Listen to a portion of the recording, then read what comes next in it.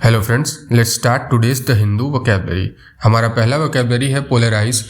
ये इसका मीनिंग हुआ टू डिवाइड और cause diversion into opposing groups, मतलब कि दो विरोधी ग्रुप हैं उनमें और डिवाइड पैदा करना पोलराइज होगा।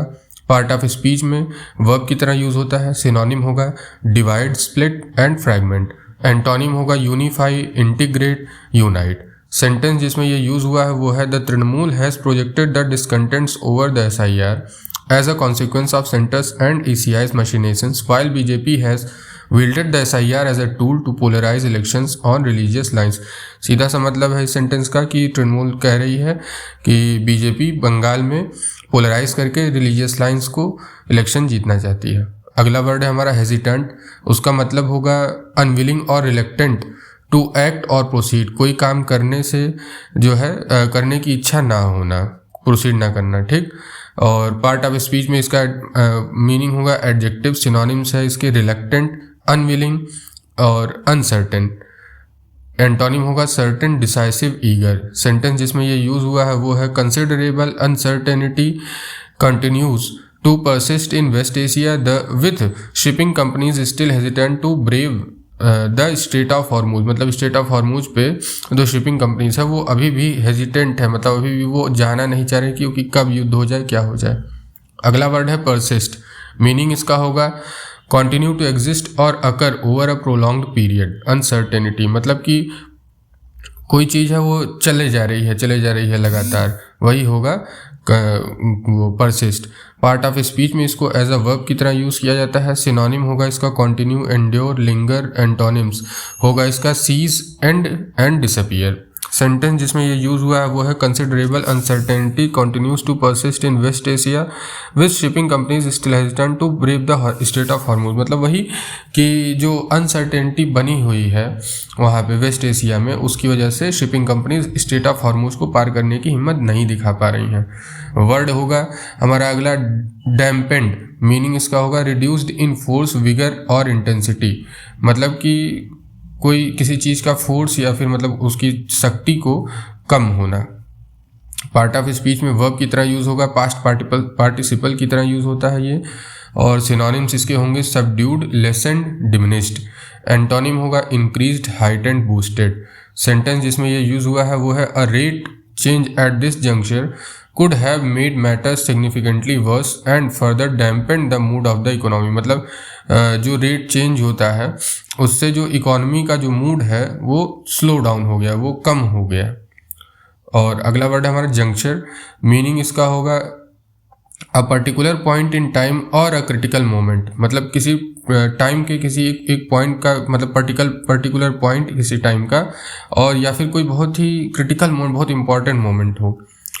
पार्ट ऑफ स्पीच में इसको नाउन की तरह यूज़ किया जाएगा। सिनोनिम इसका होगा मोमेंट, पॉइंट, स्टेज।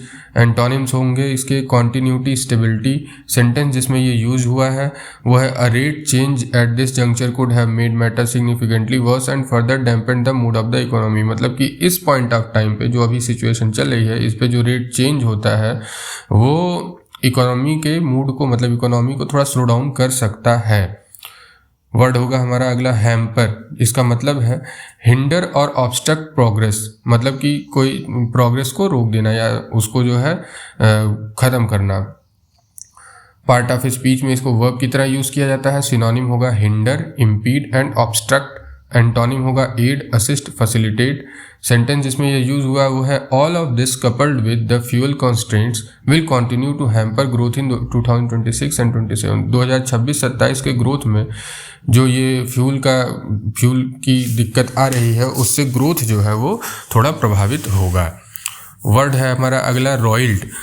इसका मतलब है डिस्टर्ब्ड और agitated to a turbulent state.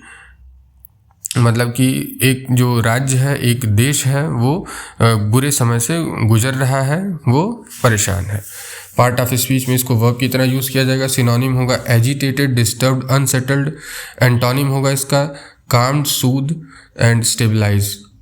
Sentence जिसमें ये यूज़ हुआ है वो है at a time when hasty words and deeds have roiled world market economies and even households a measured policy response was the need of the hour.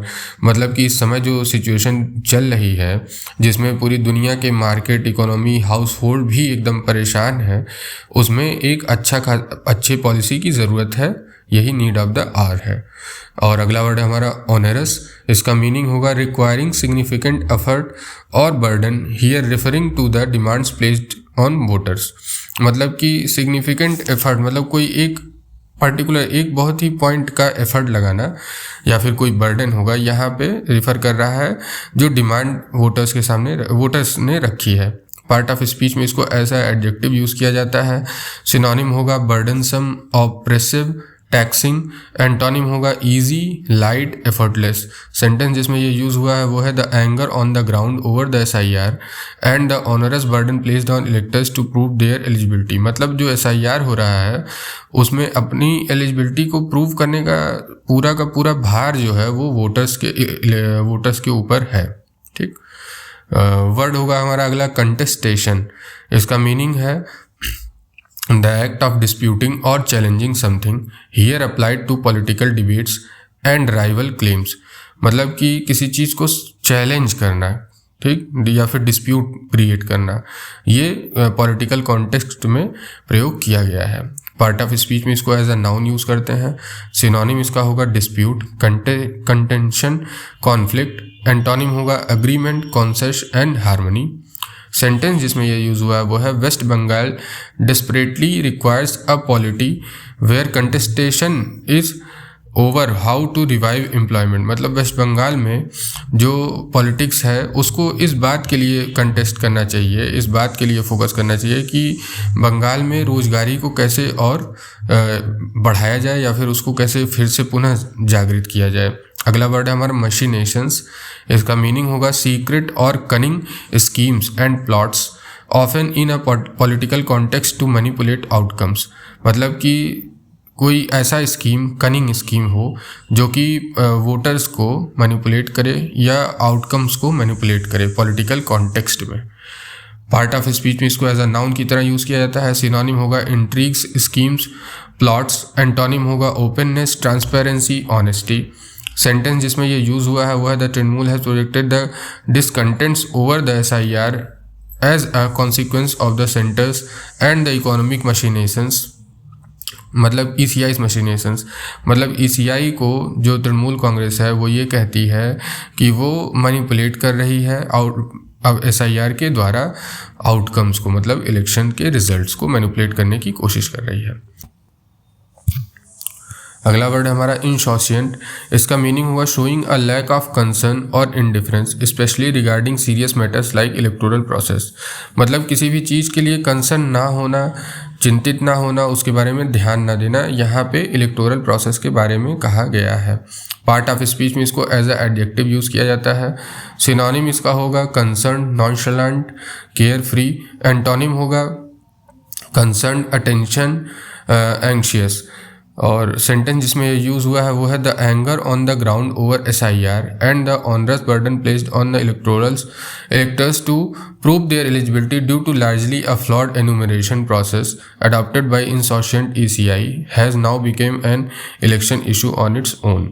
मतलब कि जो ground पे SIR हो रहा है तो ग्राउंड पे जो एजिटेशन है, ग्राउंड पे जो लोगों के बीच में गुस्सा है वो इस बात के लिए है कि ECI नॉनशलेंट बिहेवियर कर रही है, अनकंसर्न बिहेवियर की है, अनकंसर्न प्रोसेस अडॉप्ट की है जिसके द्वारा वोटर्स को बहुत ही समस्या हो रही है।